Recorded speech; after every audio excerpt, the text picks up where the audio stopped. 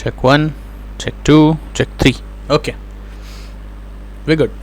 Hello, welcome to Legacy. हम कर रहे हैं part 5 of chapter 2. This is the last part of this chapter. हमने क्या क्या देख लिया इसमें? अभी तक हमने इंट्रोडक्शन देख लिया, आईटी देख लिया, उसके बेनिफिट्स देख लिए, वर्ड देख लिया, एक्सेल देख लिया. अभी हम पावर पॉइंट से स्टार्ट कर रहे हैं. पावर पॉइंट करेंगे, डेटा प्रोसेसिंग करेंगे, डेटा प्रोसेसिंग का साइकिल करेंगे, फाइल्स एंड रिकॉर्ड्स देखेंगे, फिर फाइल ऑर्गेनाइजेशन किस तरह का होता है, उसमें इंडेक्सेशन किस तरह का होता है वो देखेंगे, उसके तीनों टाइप्स देखेंगे. No, PowerPoint. PowerPoint क्या होता है? ये देखो, ये होता है माइक्रोसॉफ्ट पावर पॉइंट. मैंने कैसे एक्सेस किया इसको? विंडोज़ पावर पॉइंट क्लिक किया, एंटर क्लिक किया. इसमें क्या क्या रहती हैं? इसमें इंसर्ट कर सकते हो आप टेबल, स्क्रीनशॉट्स, कोई भी चीज़ ऐड कर सकते हो.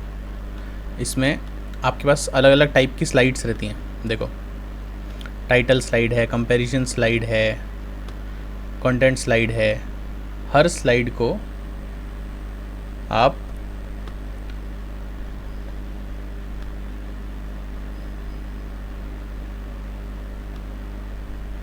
आपके हिसाब से एक्सेस कर सकते हो, आपके हिसाब से एडिट कर सकते हो. सारी चीज़ इसमें आप चार्ट्स डाल सकते हो, जो भी आपको डालना है. ये देखो, ऐसे चार्ट्स डाल सकते हो आप, कोई सीरीज़ उसमें ऐड कर सकते हो. इसमें आप शेप्स डाल सकते हो, इसमें कंपैरिजन डाल सकते हो, इसमें आप बहुत कुछ कर सकते हो. ठीक है, पावर पॉइंट में आप बहुत कुछ कर सकते हो. इसका कलर चेंज कर सकते हो, डेटा को एडिट कर सकते हो, इंसर्ट में ये सारी चीज़ें कर सकते हो. टेक्स्ट बॉक्स डाल सकते हो, हेडर फुटर डाल सकते हो, कोई दूसरा वीडियो, कोई दूसरा ऑडियो ऐड कर सकते हो. आप इसका डिज़ाइन चेंज कर सकते हो, सारे चीज़ों का थीम चेंज कर सकते हो. जो अलग अलग आइटम्स आ रहे हैं उसका आप ट्रांजिशन किस तरीके से वो आ रहे हैं, किस तरीके से जा रहे हैं, वो चेंज कर सकते हो. उसमें साउंड ऐड कर सकते हो, स्लाइड शो देख सकते हो. इससे आप यूट्यूब का वीडियो क्रिएट कर सकते हो, रिव्यू कर सकते हो, थेसोरस लगा सकते हो, लैंग्वेज चेक कर सकते हो, स्पेल चेक कर सकते हो, रिसर्च कर सकते हो किसी चीज़ को. व्यू में आप डिज़ाइन, कलर चेंज कर सकते हो, फिट फिल ग्रेडियंट, वो सब चीज़ें आप डिसाइड कर सकते हो कैसा दिखेगा कोई चीज़. आउटलाइन, स्लाइडर, शॉर्टर, ये सब ऑप्शंस आपके पास इसमें होते हैं. Fit to window, etcetera etcetera etcetera. तो ये माइक्रोसॉफ्ट पावर पॉइंट होता है. पावर पॉइंट किसके लिए होता है? प्रेजेंटेशन देने के लिए. प्रेजेंटेशन किसका? एक पर्टिकुलर आपने टॉपिक डिसाइड कर लिया, आप उसको सिक्वेंशियल लिख लीजिए और सिर्फ टेक्स्ट या सिर्फ इमेजेस उसमें मत रखिए, कंटेंट भी उसके अंदर रखिए. आप अच्छी तरीके से प्रेजेंट कर पाएंगे किसी भी चीज़ को. अगर आप हमारे चैनल पे इनिशियली वीडियोस देखोगे तो वो ऑडियो वीडियोस हैं, उसमें पहले पावर पॉइंट ही है सारा, और मैं ऑडियो बता रहा हूँ सिर्फ. वीडियो तो पहले था ही नहीं, फेस कैम पहले था ही नहीं. नाउ पावर पॉइंट स्टार्ट करते हैं. थेरेटिकली बेसिक इंट्रोडक्शन हमने देख लिया है. पावर पॉइंट क्या होता है? पावर पॉइंट ऑफिसेज में यूज़ होता है, बिजनेसेस में यूज़ होता है प्रेजेंटेशन पर्पज़ के लिए. पावर पॉइंट होता क्या है? It is a package which gives power to the debating point. जो डिबेटिंग पॉइंट है उसको पावर जो पैकेज दे उसे हम पावर पॉइंट कहते हैं. मतलब आप जो चीज़ को एक्सप्लेन कर रहे हैं या करना चाहते हैं उसे अच्छी तरीके से कम्युनिकेट करने के लिए, उस चीज़ को डिबेट कर पाने के लिए, उसके सारे पॉइंट्स को रखने के लिए पावर पॉइंट एक अच्छा टूल है. और उन सारे टूल्स के पैकेज को हम पावर पॉइंट कहते हैं. जो कम्युनिकेशन है वो बेसिकली पॉइंट है पावर पॉइंट का. पावर पॉइंट क्या है? It is a software that allows you to create dynamic slides. इसमें आप एनिमेशन लगा सकते हो, इसमें नरेशन लगा सकते हो, इसमें इमेजेस डाल सकते हो, इसमें वीडियोस डाल सकते हो और बाकी और भी चीज़ें डाल सकते हो. Advantages and disadvantages of power point. Advantages क्या है? क्रिएट, देखो इसमें कितना अच्छे से एडवांटेज डिसएडवांटेज लिखा है. एक ही हेडिंग है, उसके अंदर ही उसका एडवांटेज और उसका डिसएडवांटेज लिखा है उससे रिलेटेड. देखो, ईज़ ऑफ क्रिएशन. एडवांटेज क्या है कि ईजिली आप उसे क्रिएट कर सकते हो, आपको कोई डिज़ाइनिंग एक्सपर्ट की ज़रूरत नहीं पड़ती. डिसएडवांटेज क्या है कि जो कई बार क्या होता है ना, लोग इसमें इमेजेस और प्लेन टेक्स्ट डाल देते हैं. जो मेन कंटेंट होता है इसके, जो बाकी फीचर्स होते हैं जिसको यूज़ कर कंपैरिजन के लिए, आप उसमें रिसर्च कर सकते हो, आप इसमें लाइव ग्राफ्स डाल सकते हो, मूविंग ग्राफ्स डाल सकते हो, अलग अलग वीडियोस डाल सकते हो, छोटी बड़ी जैसी भी आपको डालनी है. तो वो सब चीज़ें साइडलाइन हो जाती है और लोग सिर्फ बेसिक काम कर लेते हैं इसमें, क्योंकि ईजी है तो फॉर ग्रांटेड भी इसको लिया जाता है. इसमें बहुत सारे फीचर्स होते हैं जिसमें किसी की एक्सपर्टीज़ होती नहीं है. अल्यूरिंग एग्जीबिशन. एडवांटेज क्या हुआ? उसके पास जो लिसनर है उसे एंगेज रखने के लिए, उसे एक्साइटेड फील कराने के लिए बहुत सारे ऑप्शंस होते हैं. तो जो भी पावर पॉइंट प्रेजेंटेशन है वो इस तरह से व्यूअर देखता है कि अगली स्लाइड में क्या आएगा, अगली स्लाइड में क्या आएगा. तो अल्यूरिंग होता है, एक्साइटेड करता है वो लिसनर को, व्यूअर को एंगेज रखता है. डिसएडवांटेज क्या है कि कभी कभी जो होती प्रेजेंटेशन अगर अच्छी बन रही है आपकी, तो जो प्रेजेंटेशन है उस पर फोकस चला जाता है. जो उसके अंदर कंटेंट है, जो मेन एक्चुअल पॉइंट तो कंटेंट है ना प्रेजेंटेशन का, PowerPoint is a tool to better communicate the topic, तो वो कॉम्प्रोमाइज़ हो जाता है कभी कभी. फिर blend of content and graphics. Advantage क्या हुआ ये कि आप चीज़ों को, you can read small simple lines rather than paragraphs. Reader छोटी छोटी लाइन्स पढ़ सकता है पैराग्राफ्स की जगह पे, तो उसमें आप अलग अलग कंटेंट्स ग्राफिक लगा सकते हो, इमेजेस लगा सकते हो, क्रिएटिव्स लगा सकते हो अलग अलग तरीके से, जिसमें आप अटेंशन उनका इन्वाइट कर सकते हो, आप इंटरेस्टिंग तरीके से प्रेजेंटेशन को रिप्रेजेंट कर सकते हो, जिससे कि बंदे को सिर्फ मोनोटोनस ना लगे, वो इंगेज हो जाए इसमें। तो कंटेंट तो रहेगा ही, साथ में उसको ग्राफिकली आप रिप्रेजेंट कर सको। डिसएडवांटेज क्या है, जो रिलेटेड है टेक्नोलॉजिकल सेक्टर से, where graphics cannot be inserted. There are many presentations, especially ones related to the technological sector, where graphics cannot be inserted. So it should be avoided without compromising on the content and engaging factor. जो content है उस पर और engaging factor को compromise करे बिना जो to the point PowerPoint रहना चाहिए, जो रहता नहीं है, क्योंकि बहुत इंटीग्रिटीज में लोग घुस जाते हैं, वही डिसएडवांटेज है। फिर प्रेजेंटेशन स्किल, एडवांटेजेस क्या है कि जो बंदा प्रेजेंटेशन दे रहा है उसका कॉन्फिडेंस बढ़ जाता है, क्योंकि आपने सबसे पहले प्रेजेंटेशन पर तैयारी करी है, आपने PowerPoint प्रेजेंटेशन बनाया है, फिर आपने उस टॉपिक की तैयारी करी है, फिर आप उसको प्रेजेंट कर रहे हो किसी और के सामने, तो आपका कॉन्फिडेंस बूस्ट होता है, आपको पब्लिक स्पीकिंग की प्रेजेंटेशन स्किल्स आती हैं आपके पास, आप एक अच्छे ओरेटर बन जाते हो, आपकी स्पीच अच्छी होती है, आप अपने आप को एजुकेट करते हो, ये सारी चीज़ें साथ में होती रहती है। उस टॉपिक की, जो PowerPoint का टॉपिक है, उस टॉपिक की आपकी स्टडी होती रहती है, आप उसमें स्पीच दे सकते हो और आपका कॉन्फिडेंस बढ़ता है। डिसएडवांटेज क्या है, at times people use it as a dodge and congest the slides with their ideas, so that they have to speak lesser and not at all. क्या करते हैं लोग कि PowerPoint को बहुत ज़्यादा एल्यूरिंग बना देते हैं, उसमें बहुत सारा कंटेंट डाल देते हैं ताकि उन्हें कम बोलना पड़े। PowerPoint अच्छा कौन सा प्रेजेंटेशन कौन सा अच्छा होता है, जो यूज़र को, जो स्पीकर बोल रहा है उसके साथ कनेक्टेड रखे और ईज़ करे स्पीकर जो बोल रहा है उसे समझने में। लेकिन ऐसा नहीं होना चाहिए कि PowerPoint ही मेन है और स्पीकर को कुछ पता ही नहीं है, स्पीकर कुछ बोल ही नहीं रहा है। Speaker should not use, disadvantage क्या है, कई बार स्पीकर PowerPoint को यूज़ करता है as an excuse to not speak. अब कहाँ का यूज़ होता है PowerPoint का, यूजिंग PowerPoint क्या क्या प्रिपेयर कर सकते हो आप, स्लाइड्स बना सकते हो, ब्लैक एंड वाइट स्लाइड बना सकते हो, कलर स्लाइड। स्लाइड क्या होती है, ये पूरी इमेज है ना, ये एक स्लाइड है, ये एक स्लाइड है, ये एक स्लाइड है, ये एक स्लाइड है, ठीक है। आप ब्लैक एंड वाइट स्लाइड्स बना सकते हो, आप कलर्ड स्लाइड बना सकते हो, आप 35 mm की स्लाइड्स बना सकते हो, आप चीज़ों में स्पेशल इफेक्ट्स डाल सकते हो। जो टीचर्स हैं वो एजुकेशन एड्स, टीचर्स के लिए एजुकेशन एड की तरह काम करता है मेरे लिए। हैंडआउट्स आप दे सकते हो मीटिंग्स के लिए, लेक्चर्स के लिए, लोगों को प्रिंटेड नोट्स दे सकते हो, हम बाद में देंगे आपको। स्पीकर नोट्स देख सकते हो आप लेक्चर्स के लिए। Presentation which can be promoted and print outs. अभी स्टार्टिंग विद MS PowerPoint, आपको कैसे स्टार्ट करना है, आपको मेन्यू पर क्लिक करना है, ऑल प्रोग्राम्स पर जाना है, माइक्रोसॉफ्ट ऑफिस पर जाना है और फिर माइक्रोसॉफ्ट PowerPoint पर जाना है। दूसरा तरीका क्या है, आप स्टार्ट पर क्लिक करिए, सीधा PowerPoint टाइप करिए और एंटर प्रेस करिए। पहले आप इनिशियली स्टार्ट कैसे करोगे, आपने PowerPoint को शुरू किया, आपको जो टाइप करना था आपने टाइप किया, फिर आप फाइल पे गए, सेव एज पे गए, आपने फाइल का नाम और लोकेशन लिखा, कहाँ पे आपको सेव करना है उस जगह को आपने ब्राउज़ किया, सेव किया। जो अब ये MCQ क्वेश्चन है कि बाय डिफ़ॉल्ट जो फॉर्मेट है PowerPoint का वो क्या रहता है, .pptx रहता है, PPT नहीं होता है। PPT पहले हुआ करता था, आज की तारीख में सारे जो PowerPoint है उनका PPTX वर्जन रहता है। बेसिक्स ऑफ PowerPoint, क्या क्या बेसिक्स होते हैं PowerPoint के, ऐसा समझो कि अगर एक अच्छी प्रेजेंटेशन आपको देनी है PowerPoint के थ्रू, तो क्या क्या बेसिक्स उसमें लगते हैं। सबसे पहले बात तो स्लाइड लगेगी, एक स्लाइड में आप सारी आपकी अल्ट्रेशंस करोगे, जो भी आपको डेटा डालना है वो आप डालोगे। हैंडआउट्स क्या होते हैं, printouts related to a presentation और lecture distributed to the audience at the time of PowerPoint slide show. जब आप PowerPoint स्लाइड शो दे रहे हैं तो आप कुछ हैंडआउट्स देते हैं, एक समरी देते हैं, जिसको जो रीडर, जो लिसनर है, जो ऑडियंस है, वो पढ़ती रहे, ताकि वो स्पीकर को भी सुने और प्रेजेंटेशन को भी देखे और उसमें छोटे छोटे नोट्स भी लिखे रहें, ताकि तीनों चीज़ें कोरिलेट हो जाए, उसे कोई चीज़ लिखनी ना पड़े, और लिखनी पड़े तो उसके लिए भी उसमें स्पेस होना चाहिए हैंडआउट्स में। स्पीकर के नोट्स, जो चीज़ स्पीकर बोल रहा है उसके नोट्स पब्लिक के पास भी होने चाहिए, ताकि उन्हें पता रहे कोई चीज़ अगर उनसे मिस हो जाए तो वो उसे देख सकें और क्या वो एक्सपेक्ट करने वाले हैं, ताकि उसके क्रॉस क्वेश्चंस वो रेडी कर सकें। फिर प्रेजेंटेशन फाइल, जो आपने PowerPoint का स्लाइड शो बनाया है, जो पूरा PowerPoint होता है ना, एक स्लाइड, अलग अलग स्लाइड, पूरे स्लाइड्स को मिला के जब आप रन करते हो उसे हम स्लाइड शो कहते हैं। तो जो पूरा PowerPoint का स्लाइड शो फाइल है उसे हम प्रेजेंटेशन फाइल बोलते हैं, और ये फाइल भी कई बार अवेलेबल कर दी जाती है लिसनर्स को। मास्टर स्लाइड एक इंडेक्स फाइल की तरह होती है, सारी कॉमन इन्फॉर्मेशन, सारी स्लाइड्स की जो भी स्लाइड शो में है वो एक स्लाइड पे स्टोर रहती है, उसे हम मास्टर फाइल कहते हैं। कंपनी का इसमें, जैसे कंपनी का नाम, उसका लोगो, जो भी उसमें टॉपिक्स आप कवर करने वाले हो, वो सारी चीज़ें इस स्लाइड में होती हैं। तो ये बेसिक्स हो गए PowerPoint के, क्या क्या चीज़ें उसमें रहती हैं।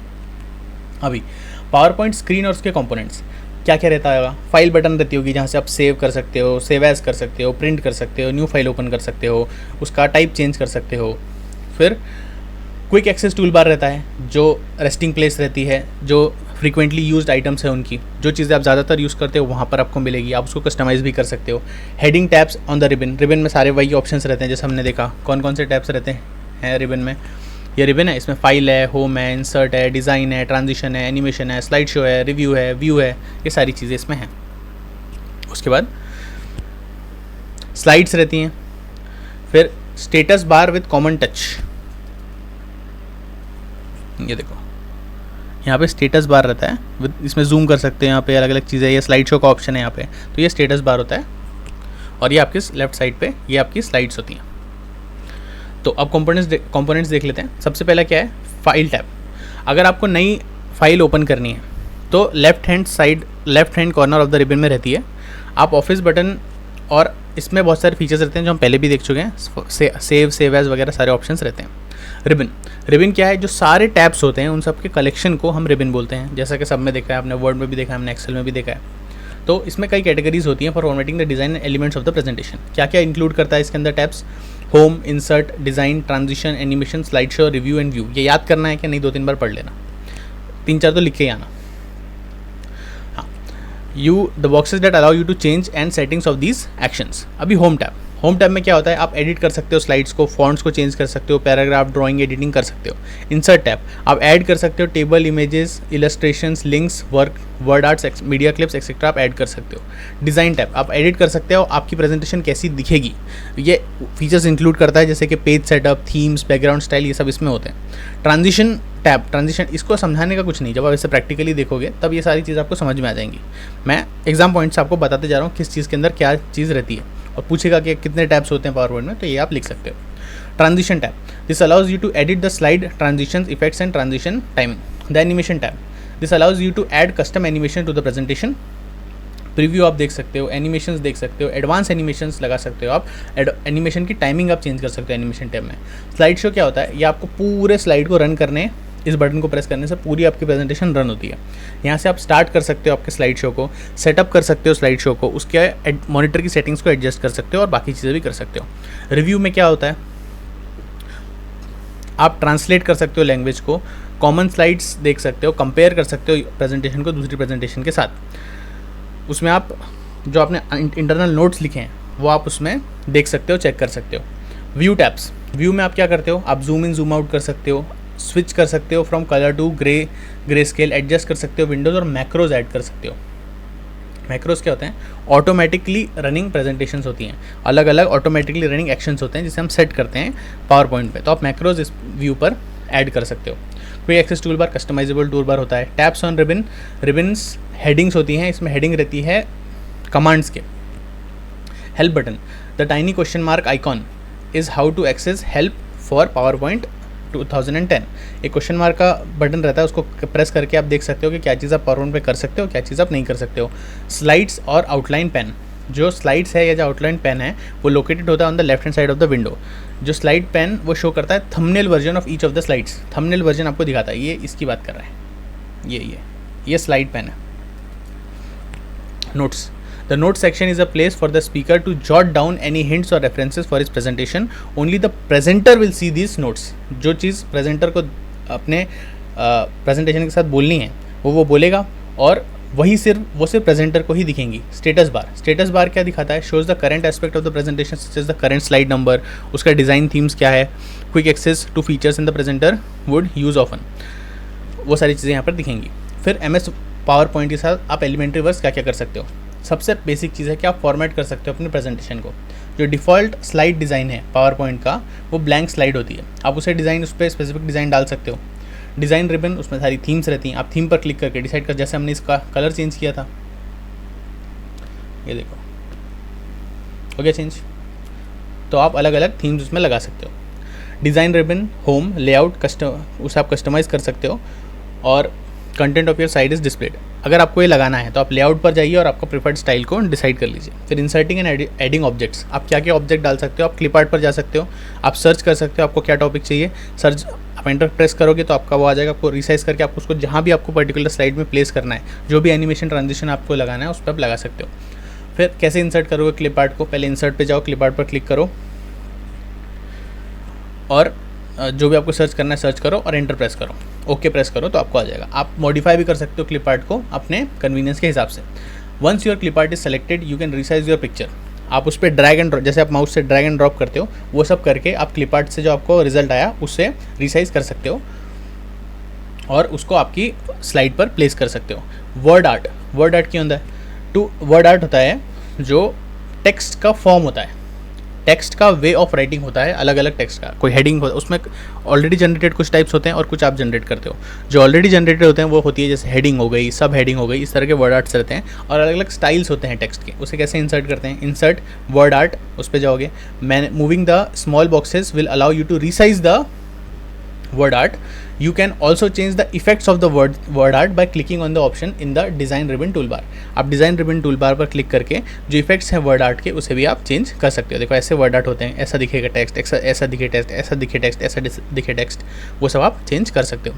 पिक्चर्स, अगर आपको इंसर्ट करना है पिक्चर आपकी प्रेजेंटेशन में तो आपको इंसर्ट पर क्लिक करना है और पिक्चर्स पर जाना है। आप sir you can choose either to get the photo from the browser, और आप उसे लोकेट कर सकते हो अपने ही, या तो आप ब्राउज़र से उसे ले सकते हो या अपने ही फाइल्स में से निकाल के इंसर्ट ब्राउज़ करो और इंसर्ट पे क्लिक करो, ओपन क्लिक करो, इंसर्ट पर जाओ, ब्राउज़ करो, इंसर्ट ऑप्शन डायलॉग बॉक्स आएगा, उस पर ओपन कर दो तो वो चीज़ आपके डिस्प्ले पर स्लाइड शो पर आ जाएगी और उसको स्लाइड पे आप जहाँ भी उससे प्लेस करना है प्लेस कर दो। क्रिएटिंग अ टेबल कैसे क्रिएट करोगे? इंसर्ट फिर टेबल पर जाओगे आपको डिज़ायर्ड टेबल साइज़ डिसाइड करना है, अपने कर्सर को ग्रिड के ऊपर लेकर जाओ और तब तक वो दबा के रखो जितना आपको साइज़ चाहिए, फिर आप उसको छोड़ दो तो टेबल इंसर्ट हो जाएगा। फिर नेविगेट करो टेबल में, एरो कीज़ को यूज़ करके आपको जहाँ रखना है उसको आप प्लेस कर दो। तो आप इसको जैसे आपने यहाँ प्रेस किया, फिर आपने इसे ड्रैग किया, यहाँ तक करना है, फिर आप उसको छोड़ दो माउस को, तो उतना बड़ा टेबल आपके पास आ जाएगा। जिन लोगों ने पावर पॉइंट पर काम करा है आपको ये बेसिक लग रहा होगा, लेकिन एग्जाम में क्या लिखोगे उसके लिए रिविजन है। Charts are use to create diagram, जैसे कि माइक्रोसॉफ्ट पावर पॉइंट। आपको चार्ट इंसर्ट करना है तो आप कैसे करोगे? डिज़ाइन रिबन पे जाओगे, इंसर्ट पर जाओगे और चार्ट पर जाओगे। जैसे हमने ये चार्ट डाला था, ये चार्ट हमने इंसर्ट से डाला था, इंसर्ट पे गए, चार्ट्स पे गए, बहुत सारे चार्ट्स के ऑप्शन होते हैं, ये चार्ट है, बार है, पाई है, अलग अलग टाइप के चार्ट्स होते हैं, अलग अलग कंपेरिजन आप उसमें कर सकते हो। इंसर्टिंग शेप्स, अगर आपको शेप इंसर्ट करना है तो आप डिज़ाइन रिबन पर जाओ, इंसर्ट पर जाओ और शेप्स पर क्लिक करो। To resize the shapes simply click and drag any of the 4 corners of the object. आपको रिसाइज करना है किसी भी शेप को तो आप उसके 4 कॉर्नर्स जो होते हैं उस पर क्लिक करो, उससे ड्रैग एंड ड्रॉप करो, ड्रैग करो तो छोटा हो जाएगा, एक्सपांड करना है तो पीछे लेके जाओ, एक्सपांड हो जाएगा। अलग अलग इतने सारे शेप्स होते हैं, आपको जो डालनी है आप शेप डाल सकते हो। फिर स्मार्ट आर्ट क्या होता है? स्पेसिफिक प्रेजेंटेशन हायरार्की रहती है, मतलब जैसे आपको सब पॉइंट्स बताने हैं, आपको कंपैरिजन करना है, किसी चीज़ के पार्ट्स टाइप्स आपको बताने हैं, तो उसे अच्छी तरीके से रिप्रेजेंट करने के लिए स्मार्ट आर्ट को यूज़ करा जाता है। आप स्मार्ट आर्ट को इंसर्ट कर सकते हो, रिबन पर क्लिक करके इंसर्ट स्मार्ट आर्ट पर क्लिक करिए, आपको जो स्मार्ट आर्ट चाहिए उसे आप क्लिक करिए और एंटर करिए, वो एक्सपांड हो जाएगा और फिर उसमें आप डेटा एंटर कर दीजिए। उसमें डेटा सिर्फ लिखने की ज़रूरत नहीं है, आप कहीं और से उसमें डेटा इंपोर्ट भी कर सकते हो। प्रिंटिंग क्या होता है? बहुत कठिन होता है।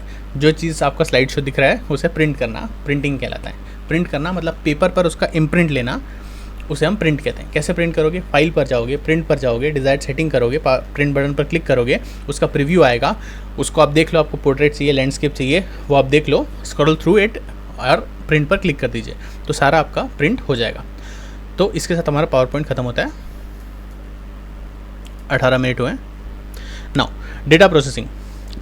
Computer data processing is any process that uses a computer program to enter data and summarize, analyze and otherwise convert the data into usable information. It involves recording, analyzing, sorting, summarizing, calculating, disseminating and sorting data. Data processing क्या होता है? जब भी हम कोई input डालते हैं और हमें कोई डिज़ायर्ड आउटपुट चाहिए रहता है तो हम इनने इनपुट डाला और हमने जो इंस्ट्रक्शंस हैं जो आउटपुट के अकॉर्डिंग जो हमें डिज़ायर्ड आउटपुट देंगे वो हमने डाले, तो जो हमारा इंस्ट्रक्शंस है वो कंप्यूटर उन इंस्ट्रक्शंस को लेकर हमारे डेटा पे काम करेगा और हमें आउटपुट देगा। हमारा आउटपुट डिज़ायर्ड ये नहीं होता कि हमें कोई रिजल्ट चाहिए, हमारा आउटपुट कई बार ये भी होता है कि आप स्टोर करके रखिए डेटा को और जब हम जो समरी मांगेंगे हमें दे देना। तो ये भी एक कंप्यूटर का काम है जिसके लिए हम उसके अंदर मेमोरी डालकर रखते हैं। सो डेटा प्रोसेसिंग क्या होता है? ऐसा प्रोग्राम होता है जब डेटा एंटर हुआ तो डेटा को समराइज़ करने के लिए, एनालाइज करने के लिए, उसे कन्वर्ट करने के लिए यूजेबल फॉर्म में और कन्वर्ट और क्या क्या प्रोसेसिंग करता है वो उसको रिकॉर्ड करता है, एनालाइज करता है, सॉर्ट करता है, समराइज़ करता है, कोई और कैलकुलेशन उसमें करना है, उसको डेसिमेट करना है, उसे तोड़ना है या स्टोर करना है एक जगह पर, वो सारी चीज़ें कंप्यूटर करता है, जो इंस्ट्रक्शन हम उसे देते हैं, और ये सारे काम कौन करता है? कंप्यूटर करता है। और इस पूरे प्रोग्राम को, इस पूरी प्रोसेस को हम क्या कहते हैं? डेटा प्रोसेसिंग कहते हैं। कई बार इसे एनोनिमसली हम यूज़ कर लेते हैं भी डेटा प्रोसेसिंग सिस्टम की तरह, लेकिन उसमें थोड़ा सा डिफरेंस होता है। क्या होता है? द टर्म आर रफली synonymous performing similar conversions. Data processing system जो होता है typically manipulates raw data into information, and likewise information systems typically take raw data as input to produce information as output. इसमें एक छोटा सा difference होता है। डेटा प्रोसेसिंग सिस्टम जो है, आप डेटा लेते हो और उसमें इन्फॉर्मेशन बना देते हो, लेकिन डेटा प्रोसेसिंग में आपके पास हो सकता है कि आपने डेटा को डेटा क्या होता है? रॉ डेटा होता है। आपने सारी चीज़ें एक साथ दे दी, लेकिन उसे यूज़फुल फॉर्म में कन्वर्ट करके कंपैरिजन के लिए समराइज फॉर्म में देना, वो इन्फॉर्मेशन कहलाती है, जो यूज़र को अनेबल कर सके डिसीजन लेने के लिए। और जो डेटा प्रोसेसिंग होती है वो वाइडर टर्म है। वो सिर्फ ये नहीं करती कि डेटा को इन्फॉर्मेशन में कन्वर्ट करती है, वो उसे प्रोसेस भी करती है, उसे स्टोर भी करती है, और रिक्वायर्ड टाइम पे समराइज़ करके आपको अवेलेबल भी कराती है। डेटा प्रोसेसिंग वो अलग है डेटा कन्वर्जन से। आप कन्वर्ट करते हो डेटा कन्वर्जन में एक फॉर्मेट के डेटा को दूसरे फॉर्मेट में, उसमें डेटा को मैनिपुलेट नहीं करते हो आप, उसमें कोई और चेंजेस नहीं करते हो, सिर्फ उसका फॉर्मेट चेंज करते हो डेटा कन्वर्जन में। लेकिन डेटा प्रोसेसिंग में क्या होता है? आप मैनिपुलेट भी करते हो डेटा को, उसको स्टोर भी करते हो, उसके अंदर फर्दर प्रोसेसिंग भी करते हो। तो किस तरह काम होता है? इन्फॉर्मेशन आती है, प्रोसेसर उस पर काम करता है, उसे भी स्टोर करके रखता है, और फिर जब आउटपुट चाहिए होता है तो प्रोसेसर आउटपुट दे देता है, स्टोरेज से लेता है जो रिक्वायर्ड इन्फॉर्मेशन उसे चाहिए और आउटपुट को दे देता है, और आपको इन्फॉर्मेशन मिल जाती है। डेफिनेशन क्या है डेटा प्रोसेसिंग का? तो फर्स्ट डेफिनेशन बहुत अच्छा है और सिंपल, इजी टू अंडरस्टैंड है। Data processing is the process of converting data into information. सबसे पहली बार डेटा को इन्फॉर्मेशन कन्वर्ट कर लिया। It can also convert information into data. जो इन्फॉर्मेशन है उसको पुराने फॉर्म में भी स्टोर कर सकता है, डिस्प्ले कर सकता है, जो रॉ डेटा उसके फॉर्म में। It means data processing can convert any data from one format to another format. इसमें एक लाइन और ऐड करो, वो उसमें सब्सिक्वेंट प्रोसेसिंग भी कर सकता है, जैसे कि storing, updating, rearranging, printing out etcetera, सारे चीज़ें भी कर सकता है डेटा प्रोसेसिंग के थ्रू। तो इन्फॉर्मेशन आएगी, उसमें प्रोसेसिंग सब सिस्टम्स काम करेंगे, सारे जो चीज़ें पे काम हो गया है उन्हें स्टोर करके रखेगा। फिर अगर आपने कोई आउटपुट मांगा तो स्टोरेज से डेटा वापस मांगा जाएगा और वापस दे दिया जाएगा आउटपुट के लिए, और आपको मिल जाएगी इन्फॉर्मेशन। अभी डेटा प्रोसेसिंग साइकिल क्या होती है? Data processing is the restructuring और reordering of data by people और machine to increase their usefulness and add value for a particular purpose. Data processing consist of basic steps. क्या क्या steps होती हैं इसमें? इनपुट होता है, प्रोसेसिंग होती है और आउटपुट होता है। 3 स्टेप होती हैं। इनपुट आप डालते हो, फिर वो प्रोसेस होता है, फिर आपको कोई आउटपुट मिलता है। अलग अलग टाइप्स हैं, अलग अलग पार्ट्स हैं डेटा प्रोसेसिंग साइकिल के। सबसे पहली बात इनपुट। इस स्टेप में क्या होता है? जो इनपुट डेटा है, data are prepared in some convenient form for processing. The form will depend upon the processing machine. For example, जब आप इलेक्ट्रॉनिक कंप्यूटर्स को यूज़ करते हो, input data can be recorded on one of the several types of input mediums, जैसे कि magnetic discus, tapes etcetera. सबसे पहले आप इनपुट देते हो, रॉ डेटा आप डालते हो, आपको जो कन्वीनियंट डेटा है, जो आपके पास डेटा अवेलेबल है वो आप डालते हो। उसके बाद, और वो कहाँ स्टोर होता है? स्टोरेज डिवाइस में स्टोर होकर रखता है वो कंप्यूटर। कहाँ पे? इंटरनल स्टोरेज में ही रखता है, मैग्नेटिक डिस्क में, टेप्स में डाल कर रखता है। आप सब्सिक्वेंट और सेकेंडरी मेमोरी भी यहाँ पर ऐड कर सकते हो। फिर सेकेंड स्टेज क्या है?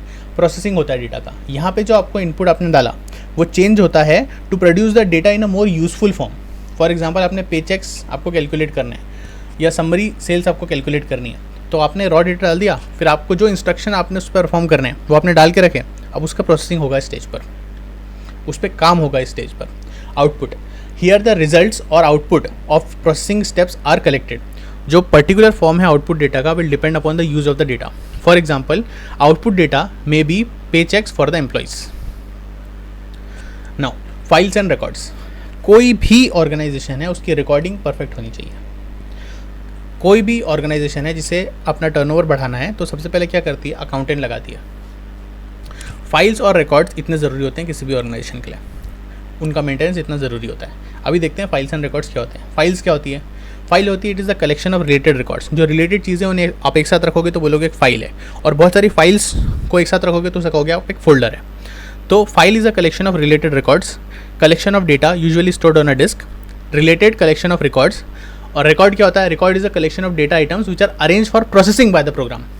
जो प्रोग्राम अरेंज करके रखता है उन्हें प्रोसेसिंग के लिए, उसे हम कहते हैं रिकॉर्ड। और रिकॉर्ड्स के कलेक्शन को हम फाइल कहते हैं। डेफिनेशन क्या है? File is a structured collection of data that is collection of records related to an object और इंटरेस्ट। रिकॉर्ड्स क्या होता है? It is a collection of fields that relate to a single entity. The organisation of data in a record is usually prescribed by the programming language. जो programming language है वो prescribe करती है कि किस तरीके से जो डेटा है रिकॉर्ड्स का वो ऑर्गेनाइज रहेगा, क्योंकि उसे उसकी प्रोसेसिंग करनी है. तो that defines the records organisations and और by the application that processes it. फिर वो फिक्स्ड लेंथ भी हो सकता है, वेरिएबल लेंथ भी हो सकता है डेटा एक रिकॉर्ड के अंदर. जो रिकॉर्ड है वो क्या होता है? It is a collection of data fields related to attributes of the occurrence of the entity being stored.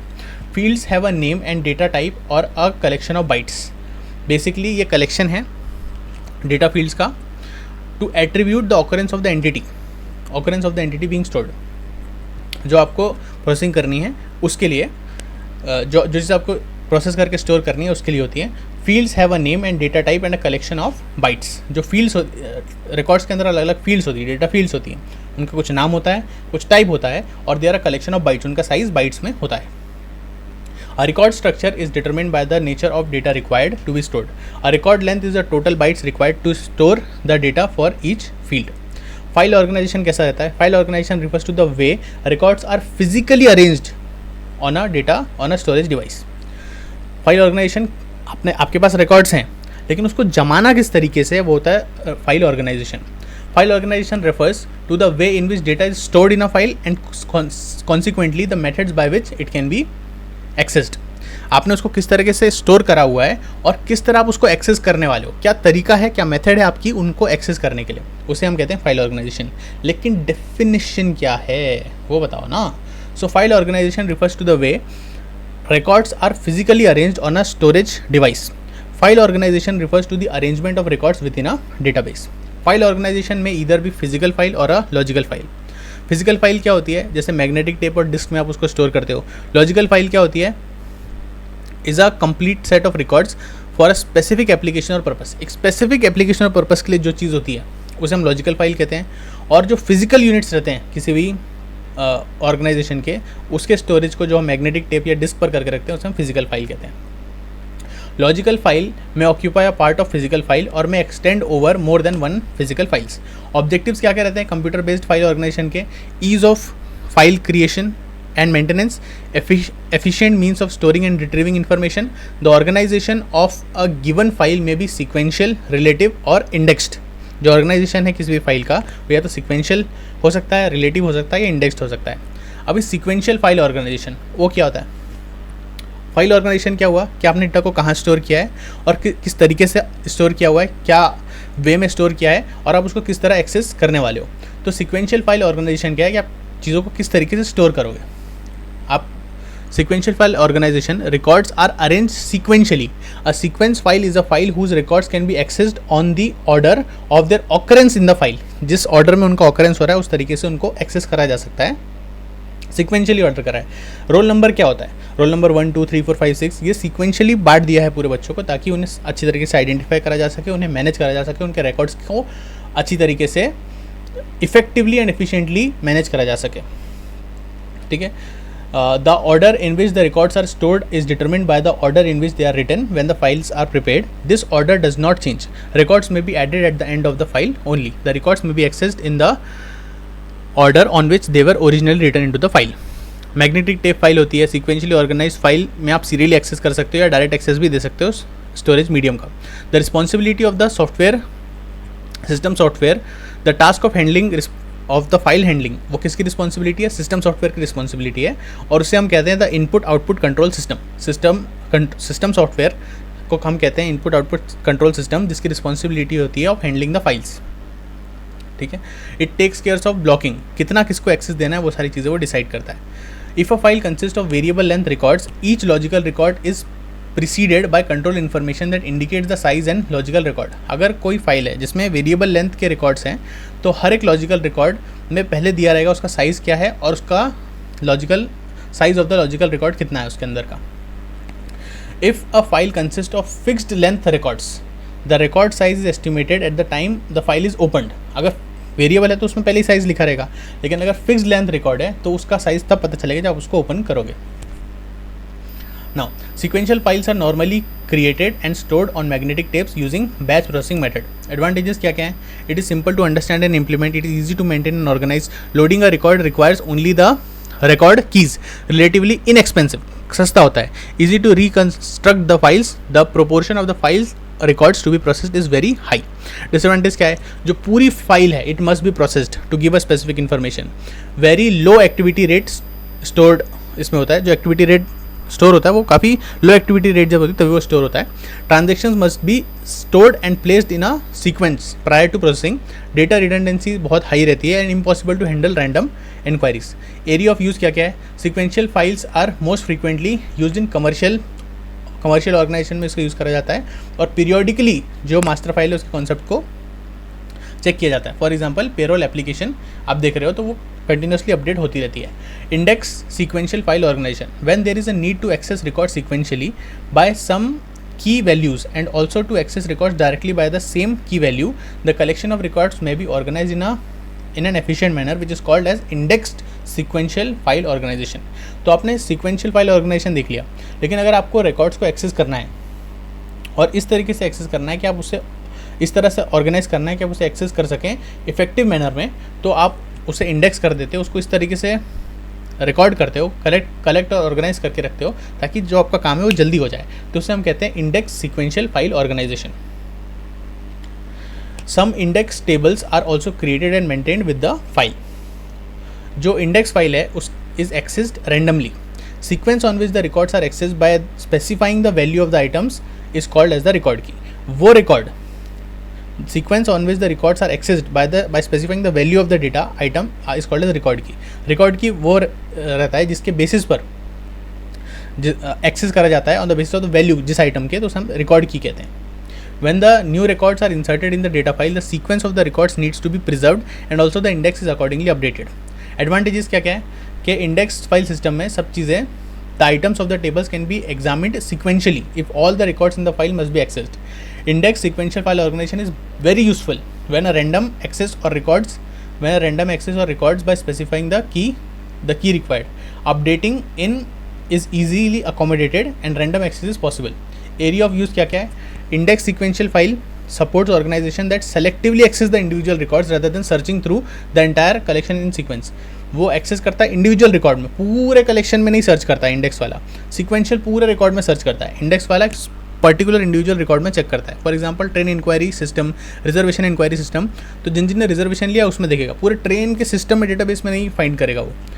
तो सबसे पहली बात हुई, सबसे पहला टाइप हुआ डायरेक्ट और रैंडम फाइल ऑर्गेनाइजेशन. फिर हम देखेंगे इसके दो टाइप रहते हैं, एब्सोल्यूट एड्रेस होता है, रिलेटिव एड्रेस होता है, उसके एडवांटेज डिसएडवांटेज. फिर हम देखेंगे indexed files. So, direct or random file organization. Okay. In direct access file organization, records are placed randomly throughout the file. Records need to be in sequence because they are updated directly and written back in the same location. New records are added at the end of the file. Records are accessed by the address that specify their disk locations. An address is required for locating the records for linking records और for establishing the relationships. दो type के होते हैं, absolute address और relative address. Absolute address क्या होता है? It represent the physical location of the records.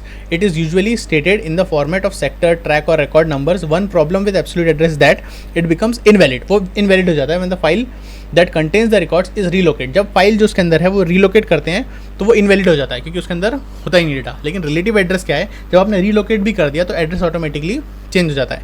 A relative address gives a record location relative to the beginning of the file. Beginning of the file में जो थी वो उसके relative रखता है कि पहले यहाँ थी फिर यहाँ गई. It must be fixed length records for reference.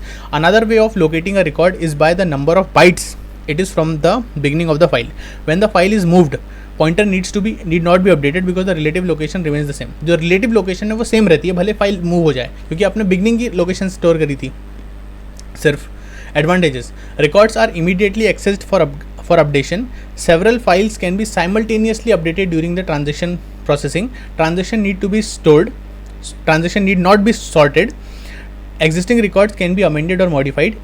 Very easy to handle random inquiries.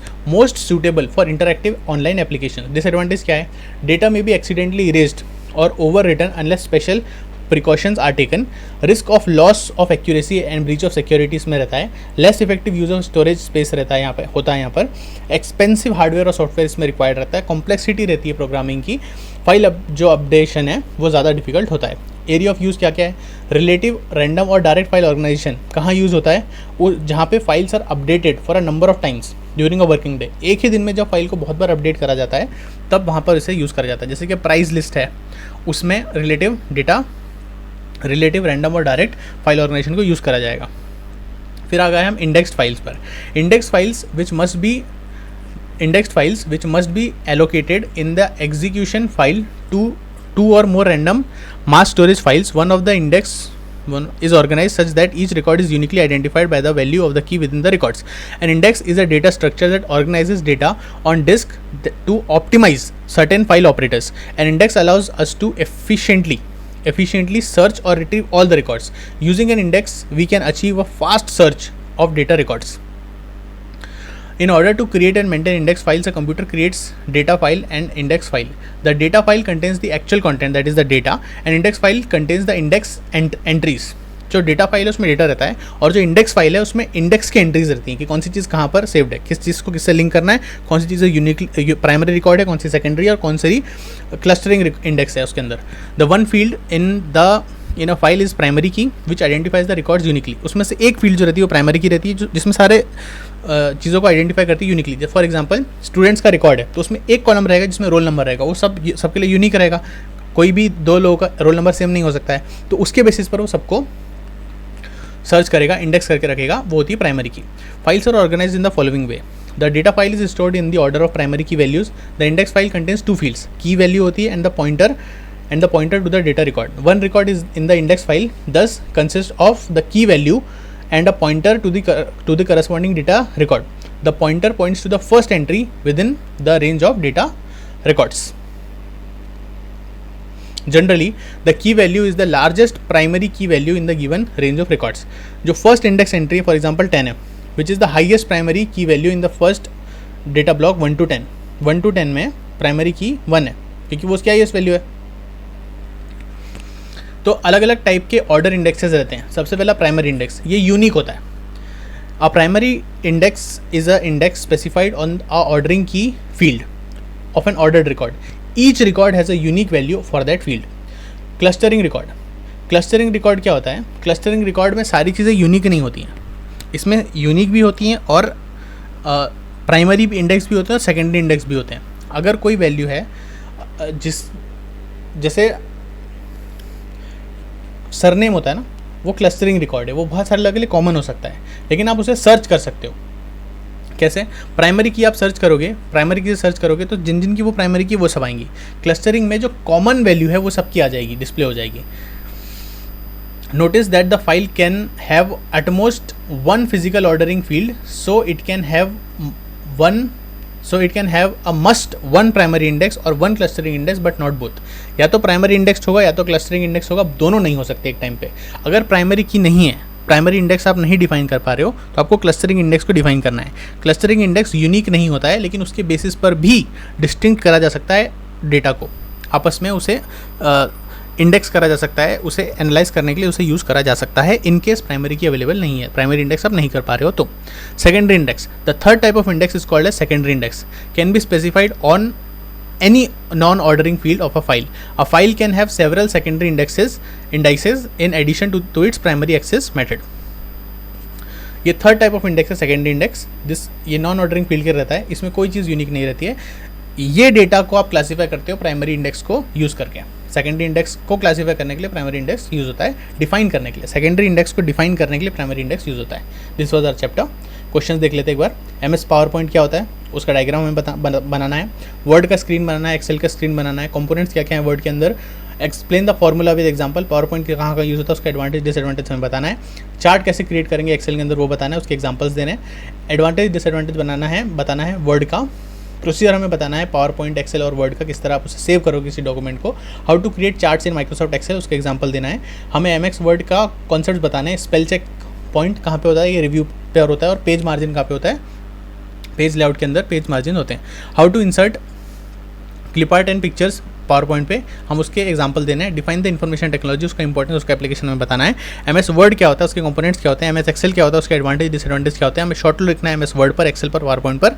Data processing क्या होता है, टर्म बतानी है हमें, फाइल एंड रिकॉर्ड्स और फाइल ऑर्गेनाइजेशन में बताना है। तो बेसिकली क्वेश्चन से आपको पता लगता है कि आपको सब जो मेन हेडिंग्स हैं उन सब की आपको डेफिनेशन पता होनी चाहिए, उनके एडवांटेज डिसएडवांटेज पता होना चाहिए, और उनकी जो सब हेडिंग्स हैं उनके बारे में कम से कम 2-2 3-3 लाइन डेफिनेशन की आपको पता होनी चाहिए। बाकी चीज़ों के लिए आपके पास वीडियो है, उसे एक बार और देख लीजिएगा। This was it, this was our chapter, see you in the next chapter.